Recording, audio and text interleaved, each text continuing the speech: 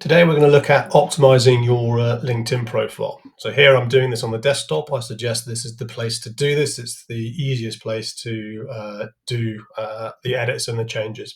So on the home page, you click on your name. This then comes into edit mode. Anywhere you see a pencil is where you can make changes.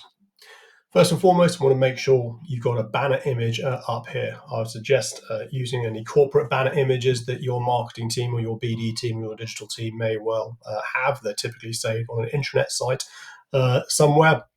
If you don't want the corporate image up there, then maybe you could have an image of the city that you are based in, or something similar to that, or something that's reflective of an industry focus that you may have. Good up-to-date profile photos, first impressions count. In terms of your headline was never meant to be just your job title on LinkedIn. So if you are just a partner, senior associate, principal, senior manager, director, counsel, etc., at professional service firm, you are just another person in the professional service space on LinkedIn. So first and foremost, I minimum would have where you are in your career, so partner, senior manager, director, senior associate, principal, the area that you advise on. So it could be mergers and acquisitions, it could be digital transformation, it could be litigation, it could be audit, it could be tax. And then if you have a particular industry lens, such as financial services or life sciences and pharmaceuticals, or maybe retail, you'd have that there. So you have your title, the area you advise on, and then the industry that you focus on. You can see I've added in other things. So maybe you do things such as D&I, or you support graduate recruitment, or you lead the LGBTQ, or you sit on a board for a charity, or you have a podcast, something like that. You can add those in here. Other people have more of an introductory approach. So this could be leading, guiding, advising, helping, sourcing, transforming, and then whatever it is. The way, if you're going to take that approach, is how might you introduce yourself to a new client or a colleague or someone at a dinner party, for example, who does not work in the industry. The other reflection you may want to think about is, if I were to pick up the phone to any of your top clients, how would they describe to me what it is you do for them? What language would they use? What words would they use to describe the work that you do for them? And use that as your headline approach. The key here is not just to have a job function and then at the firm, because you are then just another person at a professional service firm. The About section, this is the one that takes the most amount of time investment for sure. It can be short, it can be long. You have roughly kind of 3,000 or so characters to play with. I would encourage you to start with a open-ended question, maybe the sort of question that you're always being asked, or the typical question that you're looking to solve for. Then lead into more of then how do you solve for that in the round.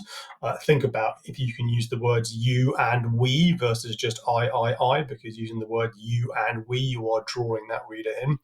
Think about your About section as you're talking to your next client opportunity, not your next role. If you do things outside of the day role, such as supporting any initiatives internally, I could also put this in here. If you do charity work, that sort of thing, if you're passionate about things outside of work, you can also bring this in here. LinkedIn's become a much more kind of people, human-led platform. And you can see here how I sign off in terms of this is about me outside of the day job. So people who don't know me can start to get a sense of where I live, who I am, and maybe the things that I am particularly interested in. As I said, it can be short, it can be long. You can also use ChatGPT if you wish to draft you an About section in the style that you choose to. It's getting pretty good at that, but I'd use that as a foundation starting point, not the end goal. Then as we come down to the featured section is like pinning content on your LinkedIn profile. So if you haven't got your featured section activated, the simplest and quickest way to do this is go to your most recent post.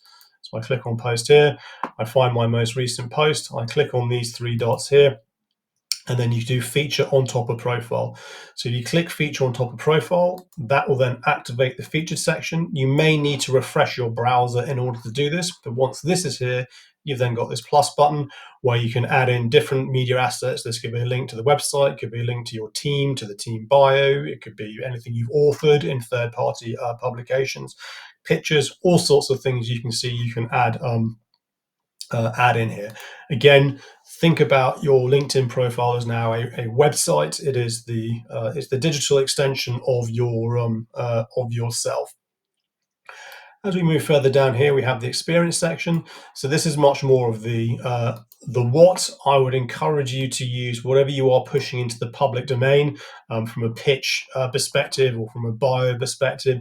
Use that as a foundation. Of course, do not mention any clients or projects or matters or instructions that you've worked on that you can't talk about in the public domain. But this is the much more of the what in terms of the solutions that you are providing. The key thing is when you're editing your experience section, you'll click on the pencil here. You'll then click on this pencil here. Please ensure that this is toggled off. Notify network is toggled off, because if that is green and is on, and when you come down here to the description in terms of adding in the what that you do, LinkedIn will think you've had a job change or a promotion, which if you have, many congratulations. And then it will notify, if this is on and it's green, it will then notify every single person in your network. Which if you're just updating and editing your profile, then of course you want to make sure this is turned off, and then you can make those edits at your leisure and not worry about any notifications going out. Any edits that you make above or below the experience section, no notifications are going out. Again, if you do board work, charity work, podcast work, advisory work, you can add these all in. Helps just tell the rich tapestry that is the story of you. Most people have education on here. You can have licenses, certifications, qualifications, publications. You can add these all in. Skills are searchable, as is every aspect of your LinkedIn profile. So I'd encourage you to use all 50 skills that you have available. You can see here it started to pre-populate, or you can just start to type in the search box here and it will find the skills that are already in its vast library of skills that exist. I'd encourage you to use all 50. In terms of recommendations, I recognize that this is different for different industries, but where you are allowed to and where you have permission to do so, I would encourage you to get client recommendations, because this is social proof, if you will. Typically, you probably only need 1 or 2 a year max, but recommendations are a great way to kind of show the social proof from clients around the work that you are doing. And you'll see here that I've added some training courses, and I've got language and other organizations that you are in. Other considerations to give in terms of your profile: if you advise in more than one language, or of course you're not a native English speaker, you can have dual language profiles. I encourage you to do that. Of course, it requires a little bit more effort, because you've got to translate your LinkedIn profile, but I encourage you to do so. The other consideration is, have you personalized your URL? So here you'll see here, I've just got my name. If you haven't personalized your URL, you have first name hyphen surname hyphen a bunch of random numbers after here. So this is how you customize your URL. I click on this pencil, and then from here, this is where I'd edit your URL. So you click the blue pencil, and then if you can get first name hyphen surname, great. If you can't get that, then bring your name together. If you can't get that, then some people put first name hyphen surname hyphen the area that they advise on, or maybe the name of their firm. The other aspect we're seeing here is your public profile settings. And you can see here, this is what you are allowing to be found in search engines and other off LinkedIn services, as well as those who are in LinkedIn. So again, this is down to your own personal preference, but here are some kind of things I would consider. I'd encourage you to have your profile photo at least visible to your network, because if it's just on first degree, then only people who you are connected to can see your picture. So someone who's not in your network will land on your profile and they won't be able to see your picture. And we have a strange human reaction: why can I not see your LinkedIn photo? You'll notice here that I have everything public. So I have every aspect of my profile is searchable. So everything you're seeing down here on the left is searchable, both in LinkedIn and off LinkedIn, because I want every aspect of my profile to be found, or give it the best fighting chance to be found. Again, it's your data and it's your privacy, but I encourage you, where you feel comfortable, to have as much of your profile as public as possible, so that when people are searching, not necessarily for you, but they're searching for the skills, they're searching for what you would advise on based on how you've written things within your about section, how you've written things within your experience section, how you've got your skills set up. This is also related to what you post, but that's for another video. You are then giving yourself the best chance to be found.